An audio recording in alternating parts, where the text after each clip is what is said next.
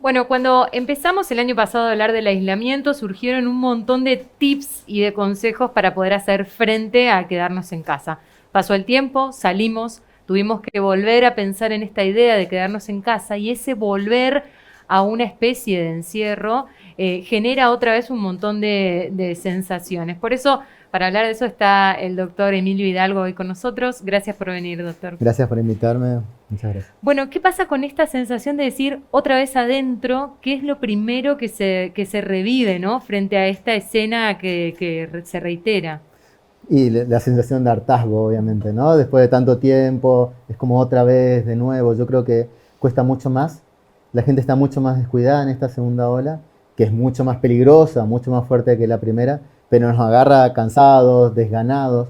Y creo que es diferente de acuerdo a la situación de cada uno. Si no tuviste un contacto estrecho, un fallecido, si no tuviste contacto con el virus, es distinto de cómo lo vas a ver y cómo vas a acatar las medidas. Yo creo que es muy diferente. Vemos que en la población hay todo tipo de conductas, ¿no? Claro. Desde el que no usa el barbijo hasta el que está extremadamente cuidadoso. Creo que es muy individual la respuesta. Entonces, pero en general hay un hartazgo generalizado, ¿no? En la población. Desde el principio nos decían la conducta individual es la que va a generar la respuesta social. ¿Qué pasa si las conductas individuales se diversifican tanto con esa respuesta social y sobre todo con el manejo de lo social frente a esto? Y el manejo de lo social es lo más complicado, ¿no? Por eso yo entiendo que hay situaciones obviamente complicadas como lo económico o tener que salir a trabajar, pero hay momentos en los que tenemos que ponernos un poco más estrictos y creo que las medidas deben ser así de firmes como están siendo por ahí más en Capital que en Corrientes, porque me parece que se adapta a cada región, pero creo que en la medida en que la gente acata y que vemos que los casos se aplanan, bueno, sería como nos liberaríamos más, pero si las cosas siguen como siguen, yo creo que cada vez debería haber más Ahora, restricciones. doctor, ¿usted cree que hay, que está relacionado a esa conducta con la gente está mirando esos movimientos casuísticos para responder ante una cosa o no? No, yo no creo que la gente mire nada, ¿no? ¿Y entonces? Es complicadísimo, no lo puede resolver el Estado, no lo puede resolver las medidas sanitarias, es complicadísimo. Ustedes que son periodistas están al tanto de las curvas y cómo aumenta la cantidad de contagios y cómo fallece esto y el otro, pero para la población hay tres cosas que no cambian a la gente. A la gente no la cambia el miedo, el saber que eso pasa no lo cambia, no le cambian los datos, son las tres Fs que se suele hablar, ¿no? Miedo, datos y los hechos, ¿no? A la gente no le cambia que yo le tire una cifra, una cosita así. Eso no modifica las cosas. Tiene que haber algún tipo de educación. Yo, por ejemplo, pensando esto, ¿no? Así hablando acá, las fiestas clandestinas. Si no hay un castigo, no hay una violación de la ley. Yo creo que debería haber un castigo de todo el que va a la fiesta clandestina y no solo el dueño del lugar. Me parece que el castigo tendría que tener que ver con algo de educación, de forzarlos a que vayan a algún tipo de Aparece ahí la cuestión del límite, ¿no? Sí. Tan trabajada por la psiquiatría. Tiene que haber un límite, tiene que haber un límite. Si no hay un límite, es como que... Y hay gente a la que le gusta violarlo constantemente, ¿no? Emilio, preguntarte, ¿no? Ante esta situación, porque lo que uno observa es mucho de negación de la situación, ¿no? ¿Cuánto hay en esto de la psicología para poder entender que hay mucha gente que, vos decías hoy que los números, las curvas, los muertos, estamos teniendo en Corrientes 7, 8, 9, mayo va camino a ser récord el número de fallecidos, pero eso no cambia nada, las conductas siguen siendo igual. ¿Cuánto hay de negación de la realidad ahí? Está bueno, la negación es un mecanismo de defensa muy saludable en muchos casos. De hecho, en psicología se describe algo que se llama el efecto Poliana.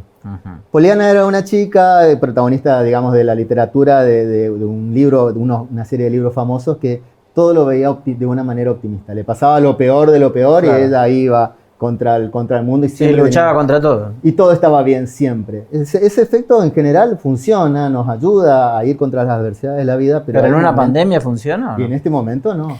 Hay momentos en los que nos juega en contra, hay momentos en que tenemos que ser un poco más realistas y no tan optimistas, darnos cuenta de lo que está pasando. Creo que ese mecanismo de negación, sí, es un mecanismo de negación, funciona en otras situaciones, pero en este momento y en otras situaciones que son un poco más dramáticas. Pero vos más percibís vida. eso, que por ahí uno tiene esa sensación de que sí, que hay mucha gente que... Vos lo percibís como psicólogo, entender esa cuestión de que hay mucha gente que está negando lo que está pasando. 100%, 100%. Y Yo de- tengo conversaciones todo el tiempo, no en el consultorio, porque ahí yo veo a los familiares de la gente que murió, veo cosas... Claro.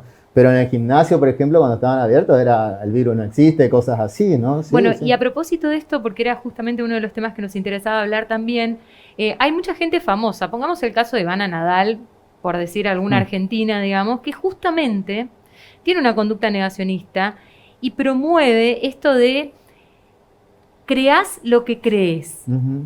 Y acá hay una fuerza del discurso, pero también de una conducta que qué peligros esconde decirle a todo el mundo creás lo que crees.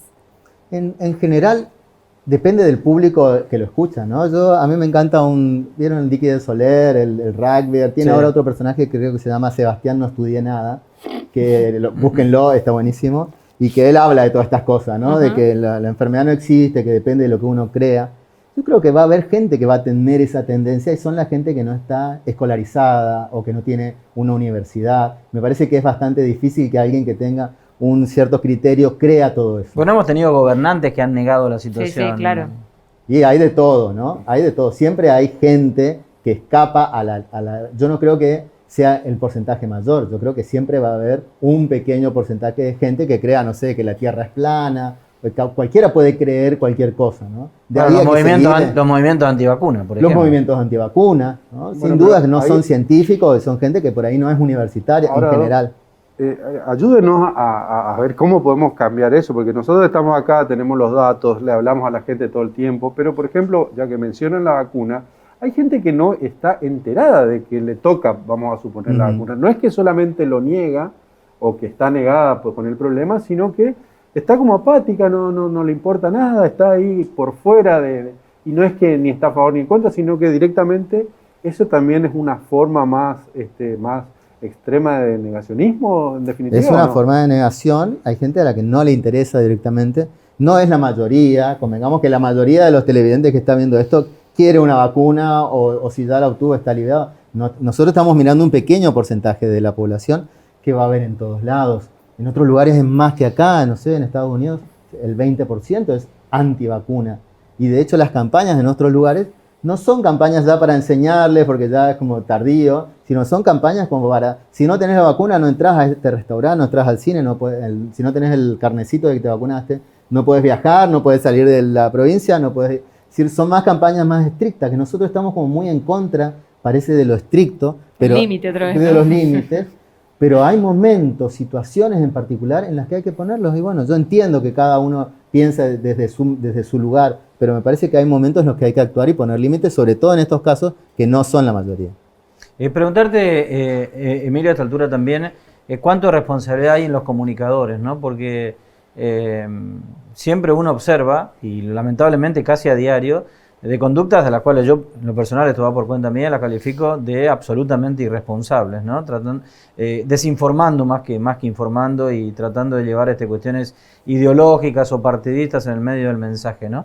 ¿Cuánto de riesgo hay en todo esto, no? Es muy, muy riesgoso la opinión, digamos, de un comunicador porque es un creador de realidad. La persona que... Ahora hay una sí- comunicadora que en público y demás... Claro, que estaba a favor del dióxido de cloro. de cosas por Exactamente, el y lo hizo estilo, en ¿no? público, lo tomó adelante de las cámaras, ¿no? Y después murió un chiquito y a partir de ahí se empezó a prohibir. Sí, es complicado y debería haber algún tipo de sanción. Pero no se está al de borde de pena. lo criminal ahí, digo. Debería haber algún tipo de sanción porque hay una responsabilidad extra en un comunicador. El comunicador construye una realidad en la cabeza del que está escuchando. Es más, En lugar Emilio, del hay gente que comunicador, no se ha vacunado por el mensaje de los medios de comunicación, muchos de ellos masivos y con mucha penetración, que decían que la vacuna rusa era un desastre, que no había que vacunarse, que esto y que lo otro, y generaron ese temor en un segmento importante de la población. Tal cual. Lo que pasa ahora, Sí. perdón, ¿no? Lo que pasa ahora es que yo creo que hay edades, ¿no? Hasta los 50 años, la gente entiende de qué se trata la televisión o ese periodista, o si sigue un canal sabe que ese canal tiene tal ideología. Pero de ahí para arriba ya la gente mayor no entiende que tiene todo, hay una ideología detrás, que el canal que yo miro siempre tiene una ideología, una bajada de línea. No entienden y en ese caso se vuelve más peligroso y coincido que debe haber algún tipo de sanción cuando se violan las leyes o se instala una conducta que puede ser dañina para la sociedad. Emilio, le quería preguntar respecto de las rutinas, ¿no? Siempre se dice que es saludable poder establecer rutinas y seguirlas.